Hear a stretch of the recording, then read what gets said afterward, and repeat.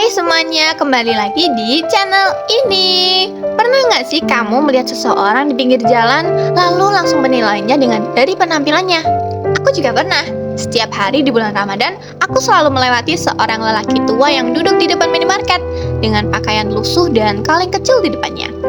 Di kepalaku, dia hanya satu dari sekian banyak pengemis yang menunggu belas kasih orang lain. Aku tidak pernah benar-benar memperhatikannya. Sampai suatu hari, dia memanggil namaku. Sejak hari itu, semua yang kukira tentang lelaki itu perlahan berubah. Rahasia demi rahasia mulai terbuka. Dan aku akhirnya sadar bahwa selama ini aku sudah salah besar menilainya. Ini adalah cerita tentang prasangka, tentang kebaikan yang tersembunyi, dan tentang pelajaran hidup yang datang dari orang yang tidak pernah kita duga. Sebelum mulai, jangan lupa klik like, subscribe, serta nyalakan loncengnya ya. Tonton sampai akhir, karena cerita ini mungkin akan mengubah cara pandangmu terhadap seseorang. Namaku Keisa, seorang mahasiswi yang setiap sore pulang melewati jalan kecil di dekat minimarket tua di ujung kampung. Jalan itu selalu ramai menjelang waktu maghrib di bulan Ramadan. Penjual takjil berjejer, anak-anak berlarian membawa plastik es buah, dan suara motor bercampur dengan aroma gorengan yang baru diangkat dari wajan. Di tengah keramaian itu, ada satu pemandangan yang hampir selalu sama setiap hari. Seorang lelaki tua dengan pakaian lusuh duduk di dekat tiang lampu tempat di depan minimarket. Bajunya kusam, rambutnya memutih tidak rapi, dan di depan hanya ada sebuah kaleng kecil yang kadang berisi beberapa koin. Ia jarang berbicara, hanya duduk diam sambil menunduk, seperti seseorang yang terlalu lelah untuk meminta apapun dari dunia. Orang-orang di sekitar sudah seperti terbiasa melihatnya. Ada yang memberinya uang receh, ada yang memberinya sebungkus gorengan, tetapi lebih banyak lagi yang melewati begitu saja tanpa menoleh. Di kepalaku, lelaki itu tidak lebih dari seorang pengemis yang datang setiap Ramadan untuk mengharap belas kasih seseorang. Aku sendiri sebenarnya bukan orang yang mudah iba. Setiap kali melihatnya, ada perasaan aneh yang justru membuatku ingin cepat-cepat berjalan. Entah kenapa, melihat seseorang duduk diam menunggu pemberian orang lain selalu membuatku merasa tidak nyaman. Suatu sore, saat aku sedang membeli es teh dan beberapa gorengan untuk berbuka di rumah, mataku kembali menangkap sosok lelaki itu. Kali ini dia terlihat lebih lemah dari biasanya. Punggungnya sedikit membungkuk, dan tangannya menggenggam sesuatu yang tampak seperti selebar kertas tua. Aku tidak tahu kenapa, tapi saat aku berjalan melewatinya, laki-laki itu tiba-tiba mengangkat kepalanya dan menatapku cukup lama. Tatapannya bukan seperti pengemis yang berharap diberi uang. Tatapannya justru terasa seperti seseorang yang sedang mengenali seseorang. Aku langsung memalingkan wajah dan mempercepat langkah. Dalam hati aku hanya berpikir satu hal. Paling juga pengemis yang berharap dikasih uang. Tapi aku juga tidak tahu bahwa beberapa hari lagi, lelaki yang aku pikir hanya seorang pengemis itu akan mengubah cara pandangku tentang banyak hal. Dan yang paling tidak pernah kubayangkan, dia sama sekali bukan seperti yang selama ini kupikirkan. Sejak hari itu, entah kenapa aku mulai lebih sering memperhatikan lelaki tua yang selalu duduk di depan minimarket itu. Setiap sore saat pulang, tanpa sadar mataku selalu mencari sosoknya di dekat tiang lampu yang sama. Dan hampir setiap hari dia memang ada di sana, duduk diam dengan kaleng kecil di depannya. Namun ada satu hal yang mulai terasa aneh. Suatu sore, ketika aku sedang membeli kolak dan gorengan untuk berbuka, aku melihat seorang ibu tua yang berjalan pelan sambil membawa kantong plastik kosong.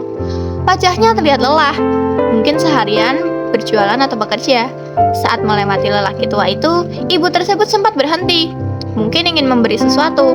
Tapi ketika membuka tasnya, ia hanya menggeleng kecil, seolah tidak punya apa-apa untuk diberikan. Yang membuatku terkejut, lelaki tua itu justru mengambil sesuatu dari sampingnya. Sebuah plastik kecil berisi roti dan air mineral. Ia mengulurkannya pada ibu itu dengan gerakan pelan. Ibu itu terlihat bingung beberapa detik, lalu menerima dengan mata berkaca-kaca sambil mengucapkan terima kasih berulang kali. Lelaki itu hanya mengangguk kecil tanpa berkata apa-apa. Aku berdiri cukup jauh, tapi jelas melihat semuanya. Di kepalaku langsung muncul pertanyaan yang tidak masuk akal. Bukankah dia pengemis? Kalau dia benar-benar pengemis, kenapa dia malah memberikan makanannya pada orang lain? Hari berikutnya, rasa penasaranku semakin besar. Aku sengaja berjalan lebih pelan saat melewati minimarket itu. Lelaki tua itu masih duduk di tempat yang sama dengan wajah tenang seperti biasa. Di depan kalengnya hanya ada beberapa koin. Beberapa anak kecil datang menghampirinya. Awalnya kupikir mereka ingin memberi uang, tapi ternyata tidak. Mereka justru menerima beberapa permen dari lelaki itu, lalu pergi sambil tersenyum. Dadaku terasa sedikit aneh melihatnya. Aku mulai memperhatikan lebih lama. Kadang ada yang memberinya uang, tapi beberapa menit kemudian uang itu justru berpindah tangan pada orang lain yang terlihat lebih membutuhkan. Aku mulai merasa ada sesuatu yang tidak biasa dengan lelaki itu, tapi pikiranku tetap menolak percaya terlalu jauh.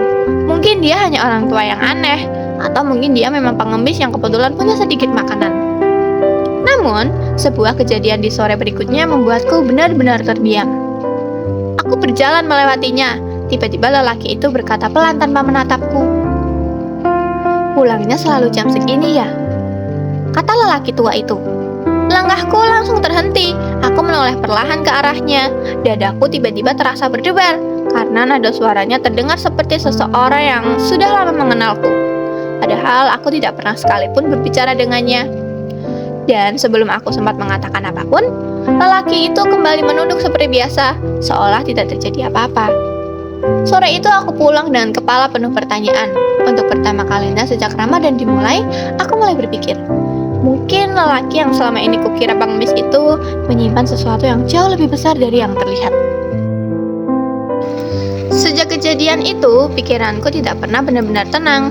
Kata-kata lelaki tua itu terus terngiang di kepalaku. Bagaimana mungkin dia tahu jam kepulanganku? Aku bahkan tidak pernah berbicara dengannya, tidak pernah memperkenalkan diri, bahkan hampir tidak pernah menatap wajahnya lama-lama. Hari berikutnya, aku melewati minimarket itu dengan perasaan yang berbeda. Langkahku sedikit ragu, tapi rasa penasaran justru membuatku memperlambat langkah. Lelaki itu masih duduk di tempat yang sama, seperti biasanya. Aku hampir saja melewatinya tanpa berkata apa-apa, seperti hari-hari sebelumnya. Tapi sebelum aku benar-benar pergi, suara pelan itu kembali terdengar. "Keisha." Lelaki tua itu memanggilku. Langkahku langsung berhenti.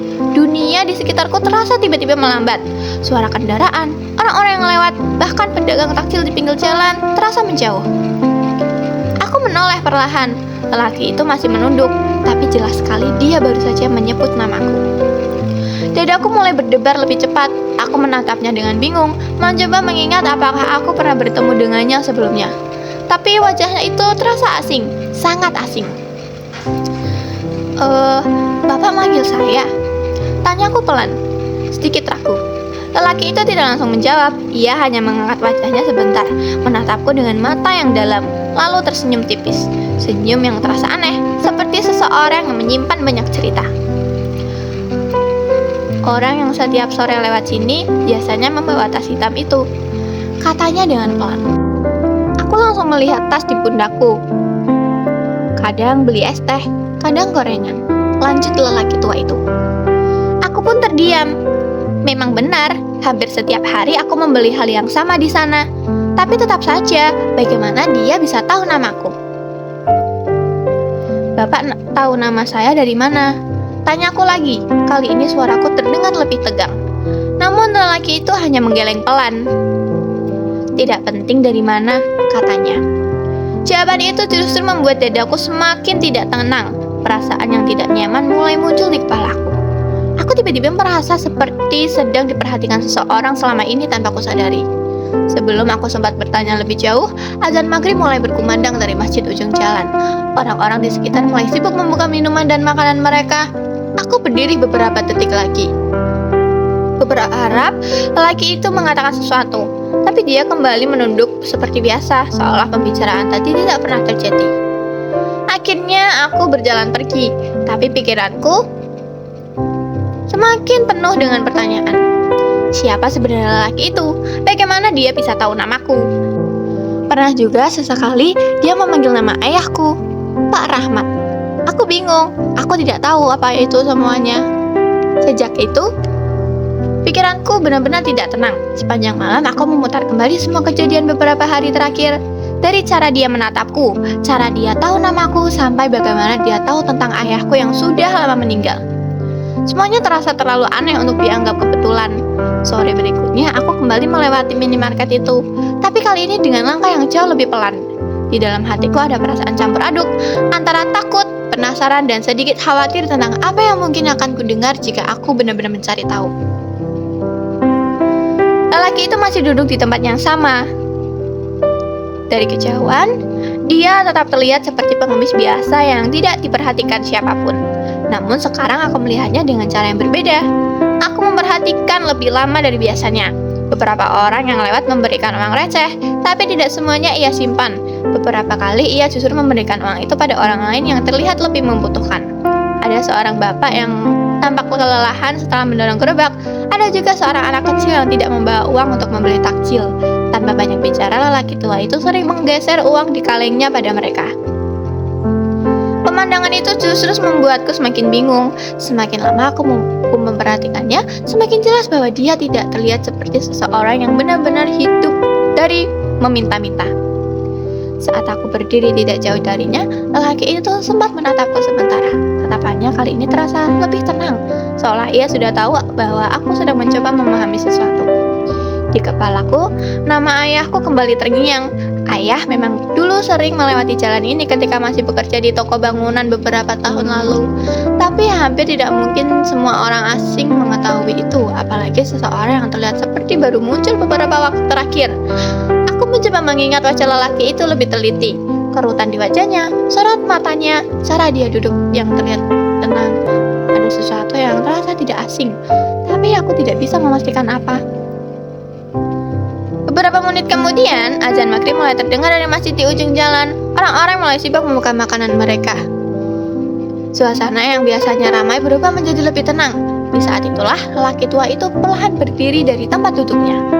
Gerakannya sudah tidak seperti orang tua yang lemah.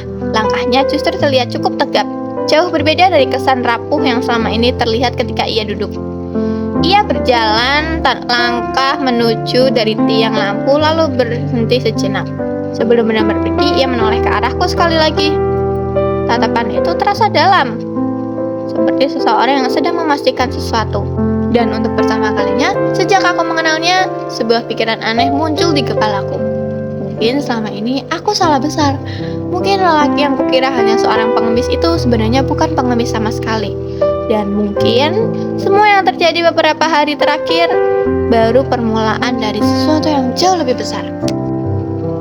Sejak melihat lelaki tua itu pergi dari tempat biasanya, rasa penasaranku semakin besar. Malam itu aku memberanikan diri untuk mengikutinya dari jauh. Ia berjalan menyusuri beberapa gang kecil yang jarang kulewati sebelumnya. Langkahnya pelan tapi pasti, tidak terlihat seperti orang yang lemah seperti saat ia duduk di depan minimarket. Beberapa menit kemudian ia berhenti di depan sebuah bangunan sederhana dengan lampu redup. Awalnya aku pikir itu hanya rumah biasa, tapi ketika pintunya terbuka, aku melihat sesuatu yang membuatku langsung terdiam. Di dalam ruangan itu ada beberapa anak kecil yang sedang makan bersama. Beberapa orang dewasa terlihat membantu membagikan makanan yang menata tempat duduk mereka. Suasana hangat, terasa tempat bagi orang-orang yang tidak punya siapa-siapa. Lelaki itu masuk ke dalam dengan tenang. Anehnya beberapa orang langsung menyapanya dengan sangat hormat, seperti menyambut seseorang yang penting. Ia tidak terlihat seperti pengemis di sana. Justru semua orang terlihat sangat menghargainya. Aku berdiri di luar dengan perasaan campur aduk. Perlahan aku mulai menyadari sesuatu yang tidak pernah terpikir sebelumnya. Mungkin selama ini aku benar-benar salah menilainya. Lelaki yang kukira hanya duduk meminta uang di depan minimarket itu ternyata memiliki hubungan dengan tempat ini. Dan yang membuatku semakin penasaran, siapa dia sebenarnya?